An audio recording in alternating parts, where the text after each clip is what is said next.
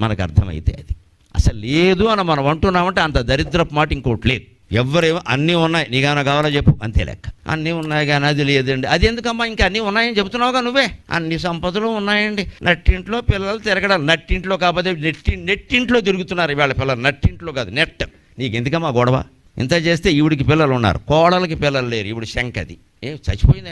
ఏమైంది? పిల్లలు లేకపోతే వాళ్ళు చూసుకుంటారు, గొడవ ఏదో. పిల్లలు లేనివాడు నా దృష్టిలో దేవుడితో సమానం. హిందూ దేవతలు ఎవరికీ పిల్లలు లేరు, మీరు లెక్కేసుకోండి. విష్ణుమూర్తికి పిల్లలు లేరు, మన్మథుడు ఊహా సంతానం, బ్రహ్మదేవుడు పౌరాణిక సంతానం, శివుడికి పిల్లలు లేరు. కుమారస్వామిని ఆవిడ గర్భంలో కనల ఈశ్వర తేజస్సు బయటపడి దాన్ని అగ్ని మింగి, దాన్ని గంగ మింగి, దాన్ని శరవణ స్తంభాలు మింగి, ఇంతమంది మింగితే తర్వాత బయటపడ్డాడు.